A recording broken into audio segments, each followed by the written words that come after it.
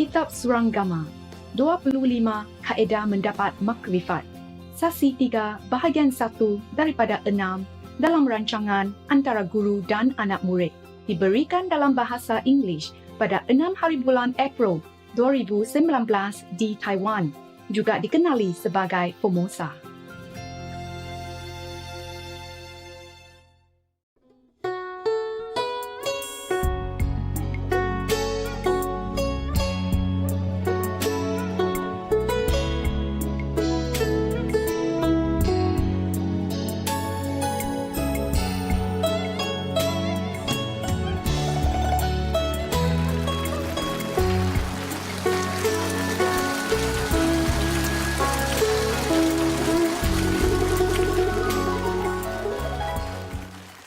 Some new people today?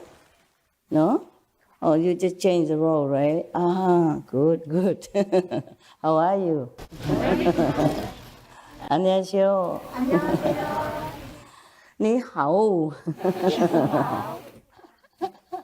We get. Really nice to see you sometimes. Yeah. Because you are the addicted. Yeah.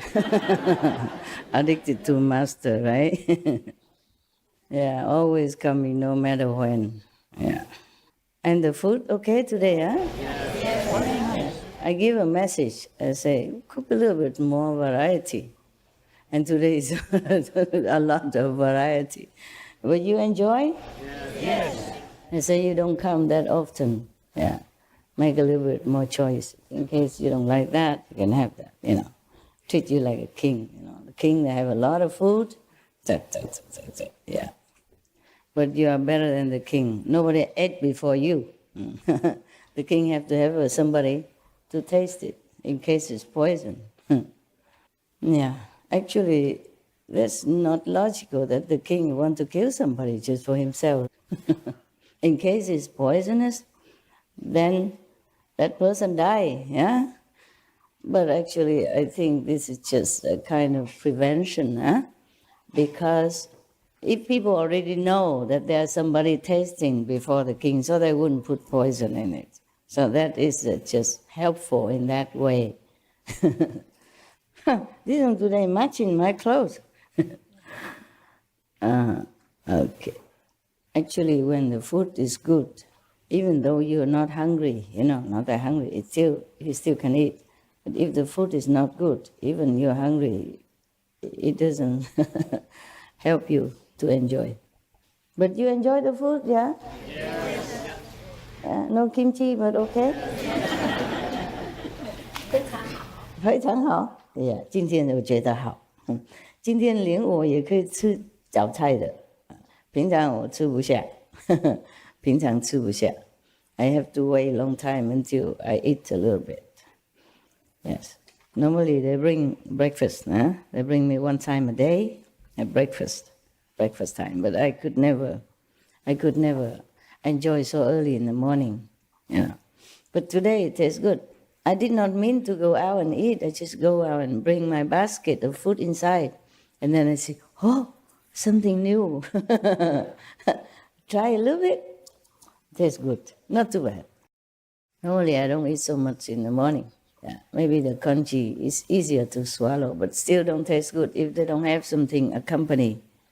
Not good accompaniment, then I just use some bean curd, tofu, or some pickle stuff. And hot, Yeah. Sometimes when I cannot eat, then I use a Korean instant noodle. Hot. Very appetizing.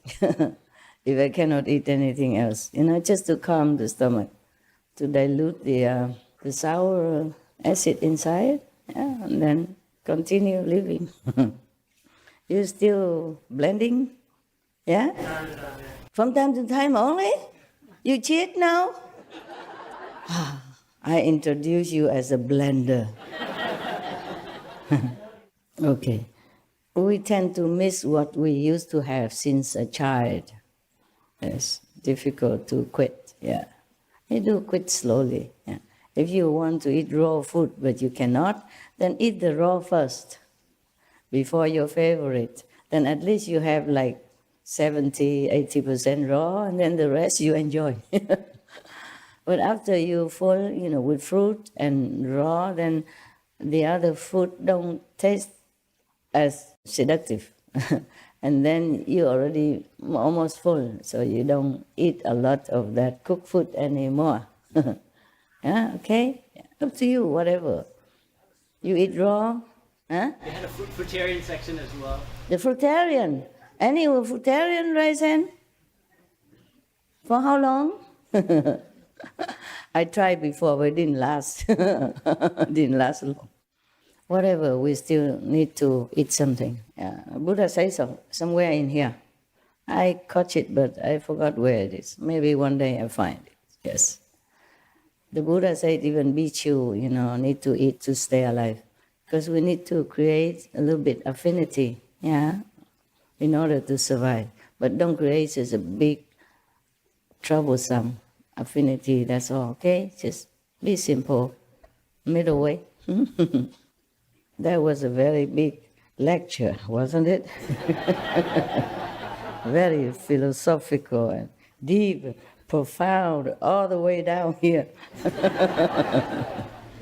Okay, now we're talking about the Buddha. We should really thank the past masters, monks and nuns and scholars who have taken time to record the Buddha's teaching after the master's nirvana, and also for the past and present persons, lay or monks or nuns who have really dedicated themselves, sacrificed their time and precious health or under any difficult situation to translate this so that I can read it to you. And we have to thank them. And may they be blessed forever by all the Buddhas, past, present, and future. May their merit be immense. May they be liberated forever. Thank you.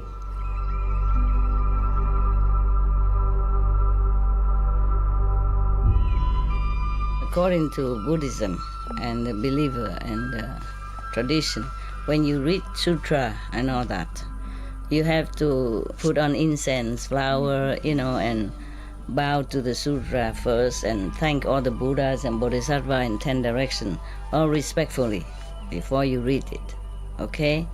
And then you cover the sutra also with silk or, beautiful cloth, and I just make it more popular. Yeah, more easy, simple. And I apologize to all the Buddha. I say if I done something wrong, according to the tradition, my heart is full of respect. It's just that I cannot always do that. So please, all the sin, whatever I've done wrong, is all on me. At least other people, they hear the names of the Buddha, according to the sutta, they will get benefit. Yes. Yesterday we was already on the 10th method of meditation. Today we continue 11. Sariputra, one of Buddha's 10 foremost disciples. Sariputra now arose from his seat, bowed at the Buddha's feet, and said to the Buddha, "From distant kalpas until the present, my mind and views have been pure." Wow, imagine. All of them remember kalpas past, not just like last few lifetime or Qinglong's time, but many, many eons past, countless of years or times, many worlds comes and goes, they still remember. In this way, I have undergone as many births as there are grains of sand in the Ganges. Again, incredible. As to the various transformations and changes of both the mundane and the transcendental, I am able to understand them at one glance and obtain non-obstruction. Oh, you see, they all been practicing long time. Sariputra continues. Once I met the Kashyapas on the road. and I walked along with the brothers. They spoke about causes and conditions, and I awakened to the boundlessness of my mind. I followed the Buddha and left the home life. My seeing awareness became bright and perfect. I obtained fearlessness and became an arhat. As one of the Buddha's elder disciples, I am born from the Buddha's mouth, transformationally born from the Dharma. It's just a way of speaking, okay? Meaning the Buddha preached the Dharma, yeah, and then because he listened to all that, he became awakened. Yeah. But what a way of expressing things, huh? The Buddha's mouth is not for you to jump out from there. I don't think it's very respectful. I mean, but probably at that time it is respectful. Meaning all pure and all from the Dharma, from the teaching. That's all, okay? But the way they explain things, sometimes I'm not really pleased or not quite understand. Like that, describe the Buddha. Like his eyes like the eyes of the cows. His legs is like the lions. And his form something else. You know, all the animals attribute that describe the Buddha's, you know, like very significant attributes of his physical greatness. But when you put them all together, you don't know what kind of animals is that even. I read it too long already, and I didn't like it, so I don't want to remember. Because they say the Buddha leg looked like a deer and his mouth like a lion. I mean, whatever the animals you can think of, they put the parts and piece together to describe the Buddha. I know it is just symbolic, okay? Like to tell people that he's so strong, magnificent, like a lion, like elephants, and this and that and others, you know? But all the animals, piece and part, you know, like spare parts, put them together. How can you imagine the Buddha look like what? Yeah, and I did not like it. So I was saying long time ago when I was first out talking to the Taiwanese audience in my lecture, I say, whoever described the Buddha like that, they must be Buddha's enemy. Make him look bad. Yeah, because before we didn't have camera and painting, and not everybody has a talent to paint the Buddha to bring it back to their hometown, to show it to people. Just like you came from all over the world nowadays. Not all of you can paint me. If we didn't have camera or video camera, you would not be able to paint my picture. Not all of you have the talent. Oh, please don't, because if you don't have talent, please don't do it. Probably my nose go to my ears and my mouth go to my chest. Who knows what your talent bring? So it's similar in the old time. Somebody tried very hard to describe the Buddha's image to somebody who has no chance to come to see the world on a one physically, personally. So they try very hard and they exaggerate it, you know, the way the Indian people do. Yeah. They just love him too much. Yeah. So they just try to use the best, whatever, the most significant animals to describe him. But then when you put them all together, you cannot picture out what a Buddha looked like. This is like very weird animals, indeed. Yeah, maybe I find it, and then I will tell you all the spare part that they make up of the Buddha. My goodness. And then it's even written down. Yeah, for the later generation to imagine. Thank God nowadays we have camera. But even then, some cameramen are kind and gentle. They make me look beautiful. And some, I don't know, they just tried the button yesterday, just like me with my iPhone. Don't know much. And then they still make my photo or my video. And I can't recognize myself. I said, do I look that ugly? So if the newcomer come, they don't know where to find the master, you know? Because one photo looks so beautiful and young, and the other photo looks so ugly and old and, you know, so distorted. Yeah. I make a joke before, remember? Somebody come and ask me, where is that beautiful Master Ching Hai? Ask me myself. Or somebody else come and say, where is the Supreme Master Ching Hai? I say, it's me. And they say, no, she looked uglier. So, okay, continue. Sariputra. The Buddha asked about perfect penetration, as I have been certified to it. For the mind and the seeing to emit light, and for the light to reach throughout knowing and seeing is the foremost method. So, I think he meditates on the light only. Yeah. See, nobody has a Kuan method yet. Not yet. The Buddha just preach. Yeah. And they just meditate whatever they have been meditating before. Or the Buddha just told them, okay, you concentrate on this and that, breathing or whatever, yeah? The Buddha did not teach them Kuan method yet. Wow. And you get lucky. Jump in, on board, right away. No tickets needed. No building houses, no Milarepa test, nothing. You have the most generous master. Some are like that. Cannot even withstand one test. Test because they have problem, not because I wanted to test them. They have problem, and I check them, and I don't like. This kind can never go anywhere, can never progress. Maybe the maximum is just a third level. Most people are maximum practice a lot, asceticism and everything, third level max, okay? And those who are too sensitive to their ego, carrying the ego all over the places, will never go anywhere. Just a lot of work for the master and for themselves in this lifetime. Because if you don't progress, you also have problem in your life. And then you blame.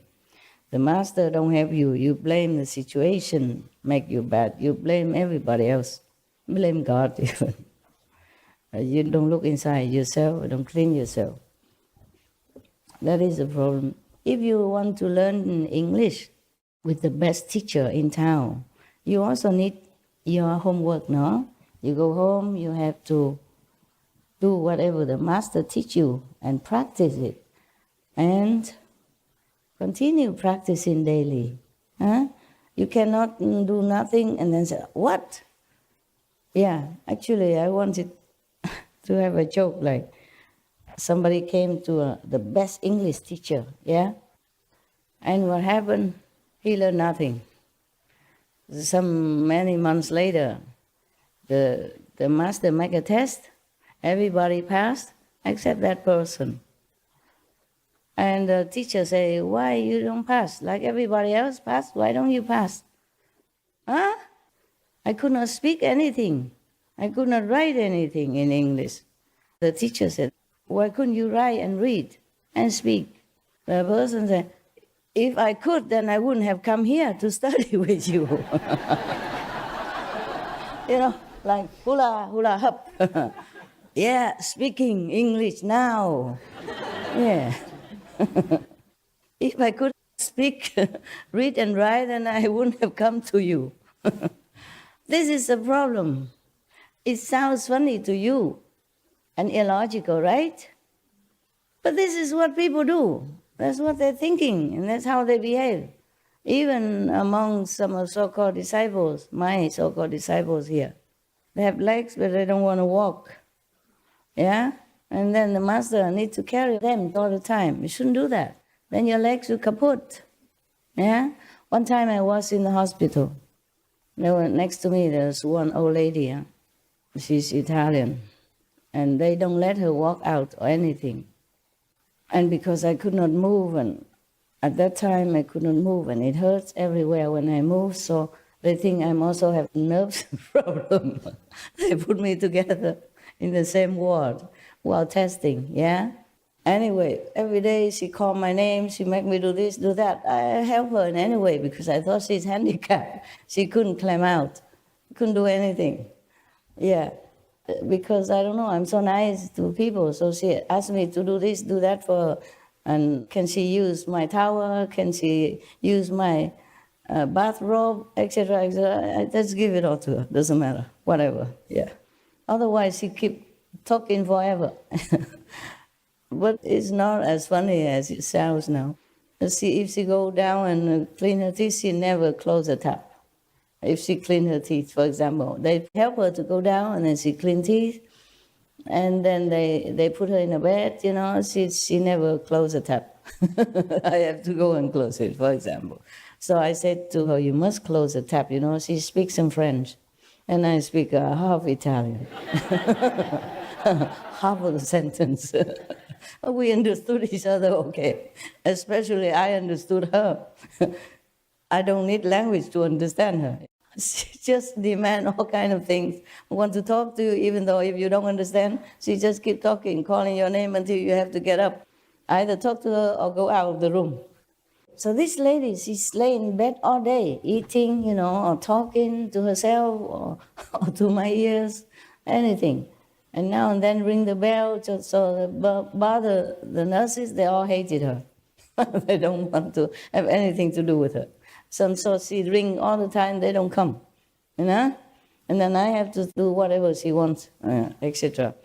And then I thought she's handicapped, she could not walk, so I help her a lot in my situation, whatever I can. Now, this lady, she's really something. She can speak French, Italian, perfect, And sometimes because she can express very accurately, I was surprised, And sometimes I cannot bend down to pick up things, and if I drop something, I use my toe, I use my toe to pick up from the floor. And she looked and she said, oh, phenomenal. Imagine she can express like that. I don't know what's wrong. I had no idea in this. So I keep helping her, and then she has a lot of friends and family coming all the time. And they just standing, towering over her and talk, and then leave. And one day, her son come in. Her son was a doctor even, So he speaks French very well. I was thinking I should talk to him, one day. Maybe he worked far away, so he didn't come every day. Only that day he came.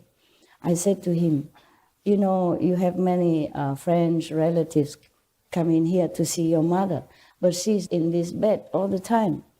You better tell them to, every time they come, just help her on both sides of her arms and make her walk around the hospital. Otherwise, it's continue like this, her legs will lose the ability, the muscle to walk. So from then on, they do that. Oh, thank God, I was so happy whenever they come, because they take her out, and I don't have to listen to her radio all day long. But that's good for her also. I wasn't thinking of me. I was thinking of her, Because when I saw the nurses take her out of bed so that they can clean the bed and change the bed, I saw she can walk with him. So I told him that. And from then on, they come in and not just blah, blah, blah, but take her out for a walk in the corridor and all that. She could walk even. She don't even need that. She just loved it. One day I tested her, she just run to me. If you give her some favorite stuff, she come to you. No big deal. So from then on, they keep doing that. Some people, they're not handicapped, just don't want to do things. You must do it, okay? It's your duty to yourselves and to your 5 generations, as well as to the world. Be a hero, okay? Be a hero. Rely on yourself and help others. Not just rely on master all the time. Like if you're a baby, then your mother feed you milk, and liquid food. But when you're growing up, you chew, man. You chew, okay? And you learn to walk, learn to talk, and then you can learn to be of use in the society. That's what we should do, okay? That's why we have to keep our dignity, do our job. Whatever job, we do it perfect as we can. And the spiritual practice, we do as best as we can. Don't make any excuse to slow down yourself and make trouble for yourself and for other people. You're grown up, no? Grown up. Even children, they practice well.